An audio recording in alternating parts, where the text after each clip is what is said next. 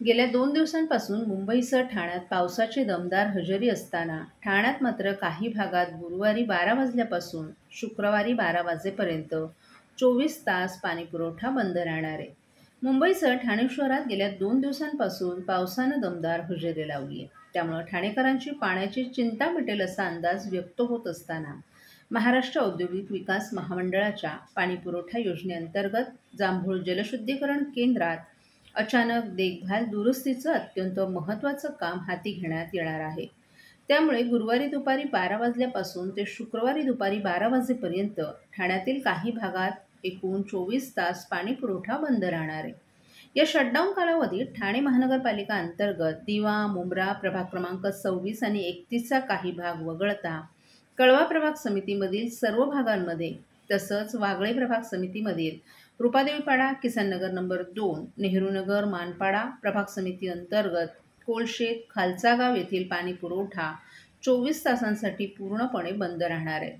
पाणीपुरवठा सुरू झाल्यानंतर पुढील 1 ते 2 दिवस कमी दाबानं पाणीपुरवठा होईल याची कृपया नागरिकांनी नोंद घ्यावी.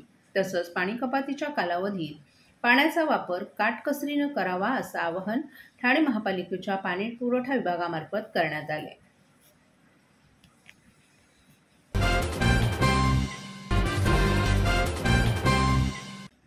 दहीहंडी उत्सवात जखमी झालेल्या गोविंदांच्यावर केईएम रुग्णालयात उपचार सुरू आहेत. आज केईएम रुग्णालयात जाऊन परिवहन मंत्री प्रताप सरनाईक यांनी जखमी गोविंदांची भेट घेतली आणि त्यांना धीर दिला.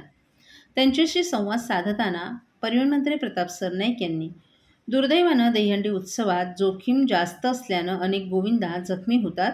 गेली 29 वर्षांपेक्षा अधिक काळ दहीहंडी उत्सवाच्या काळात जखमी झालेल्या गोविंदांना योग्य उपचार मिळावेत यासाठी आम्ही प्रयत्न करत असल्याचं सांगितलं.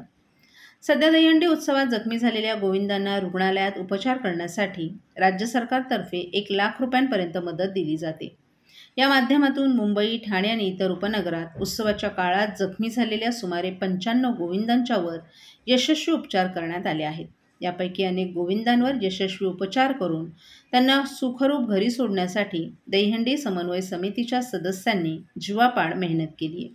त्यांचं देखील कौतुक आहे असं प्रतिपादन मंत्री सरनाईक यांनी केलं.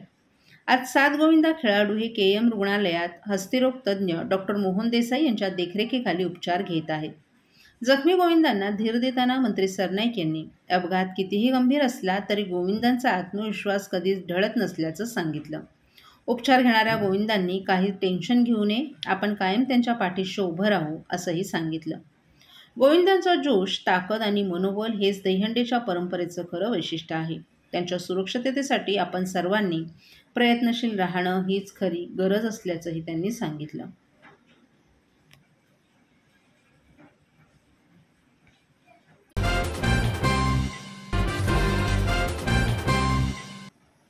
लोकमान्य नगर परिसरातील संतोष पाटील नगर येथे आज पहाटे दरड कोसळून मोठी दुर्घटना घडली.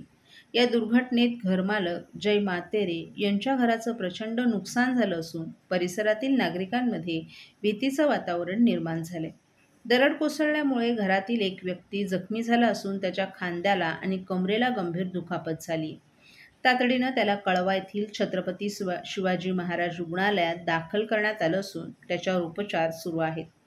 घटनास्थळी प्रशासनानं तात्काळ मदतकार्य सुरू करून आजूबाजूच्या 4 घरांमधील रहिवाशांना सुरक्षित स्थळी हलवण्यात आले. उर्वरित रहिवाशांची राहण्याची सोय त्यांच्या नातेवाईकांकडे करण्यात आली आहे. सुदैवाने या घटनेत मोठी जीवितहानी टळली असली तरी घरांचं मोठ्या प्रमाणात नुकसान झाले. स्थानिक प्रशासनानं संबंधित ठिकाणी धोका टाळण्यासाठी उपाययोजना सुरू केल्या आहेत.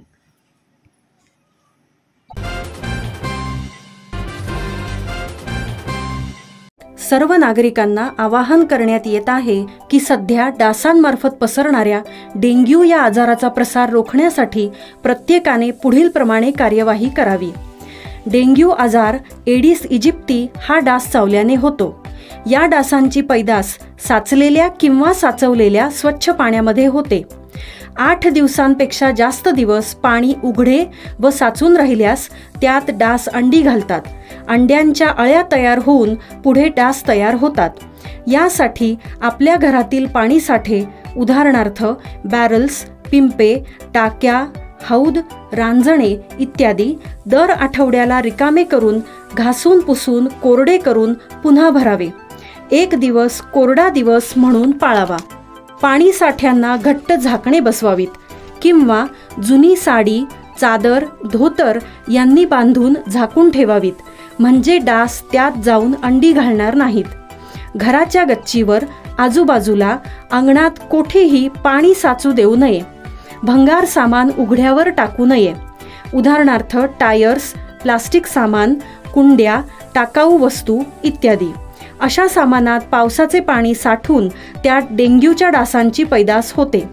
घरातील कूलर्स, फ्रीजच्या पाठीमागील ट्रे हे देखील वेळोवेळी कोरडे करावेत. लक्षात ठेवा, नुसत्या फवारणीने डास घनता कमी होत नाही, तर त्यासाठी डास पैदास ठिकाणे नष्ट करणे ही आपल्या सर्वांची जबाबदारी आहे. कोणताही ताप अंगावर न काढता जवळच्या शासकीय रुग्णालयात मोफत औषधोपचार घ्या. अशा प्रकारे नागरिकांनी सहकार्य केल्यास डेंग्यूचा प्रसार रोखणे सहज शक्य आहे.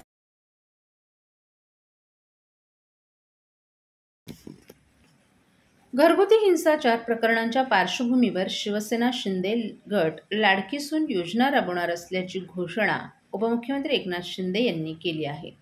या योजनेअंतर्गत अन्यायग्रस्त सुनांना मदत केली जाणार असून चांगल्या सासू सुनांचा सन्मानही केला जाणार आहे. सासू आणि सुनांचे विळ्याभोपळ्याचं नातं पूर्वापार चालत आले.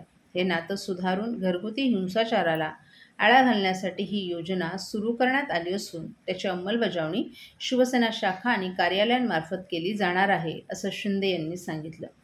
प्रत्येक घरात लाडकी मुलगी असते, मात्र सून लाडकी असतेच असं नाही. अनेक सुनांना सासरी छळ सहन करावा लागतो. अशा अन्यायग्रस्त सुनांसाठी हेल्पलाईन क्रमांक उपलब्ध करून देण्यात आला आहे.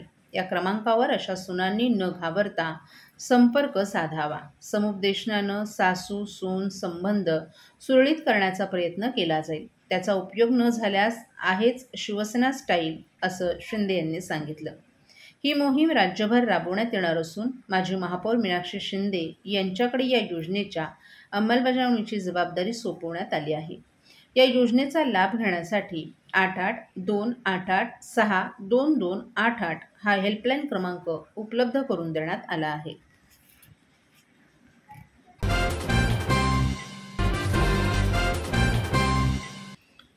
केंद्र शासन देशातील ग्रामीण भागात राबवत असलेली शैक्षणिक धोरणं, उपक्रमांविषयी खासदार नरेश म्हस्के यांनी लोकसभेत तारांकित प्रश्न उपस्थित केला.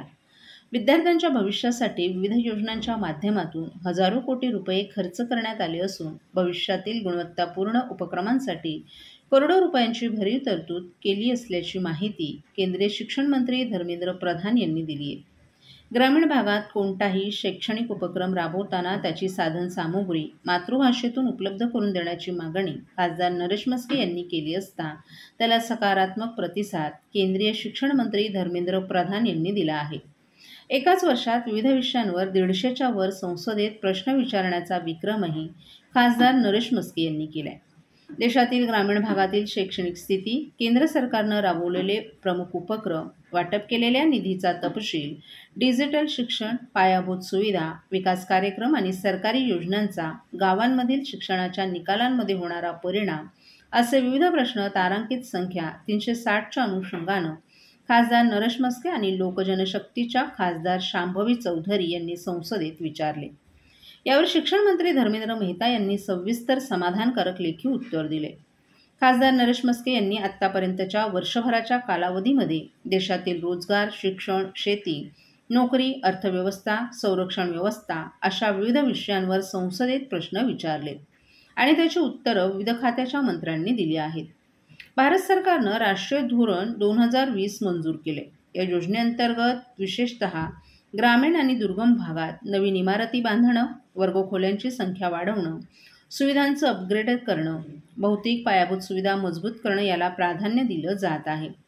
समग्र शिक्षा योजनेअंतर्गत प्रीस्कूल ते 12वीपर्यंत गुणवत्तापूर्ण शिक्षण देण्यासाठी नेताजी सुभाषचंद्र बोस निवासी विद्यालय, वसतिगृहांसाठी सन 2024-25मध्ये 34,000 करोड रुपयांची वित्तीय सहाय्यता देण्यात आली आहे, अशी माहिती केंद्रीय शिक्षण मंत्री धर्मेंद्र प्रधान यांनी दिली आहे. शिक्षण मंत्रालयानं सार्वजनिक आणि खाजगी अशा प्रत्येक श्रेणीतील 10 उच्च शिक्षण संस्थांना उत्कृष्ट संस्थेचा दर्जा देण्यासाठी आणि त्यांना जागतिक दर्जाच्या शिक्षण आणि संशोधन संस्था म्हणून उदयास आणण्यासाठी जागतिक दर्जाची संस्था योजना सुरू केली आहे. समग्र शिक्षा योजनेअंतर्गत ग्रामीण शाळांमध्ये ICT प्रयोगशाळा, स्मार्ट वर्गखोल्या आणि डिजिटल बोर्ड स्थापित केले जात आहेत. PM e Vidya, Swayamprabha, one nation one subscription, national digital library of India आणि नॅशनल ई-लायब्ररी हे पहिल्या टप्प्यातील विद्यार्थी आणि शिक्षकांसाठी बहुभाषिक ई-मटेरियल प्रदान करतील, ज्यामुळे दूरस्थ शिक्षणाला प्रोत्साहन मिळणार आहे.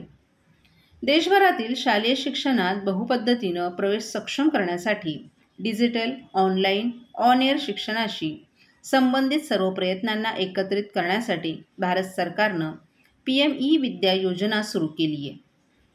पंतप्रधान नरेंद्र मोदी यांच्या नेतृत्वाखालील केंद्र सरकार विद्यार्थ्यांच्या उज्ज्वल भविष्यासाठी राबवत असलेल्या विविध योजनांचं खासदार नरेश म्हस्के यांनी स्वागत करत कौतुक केलं आहे.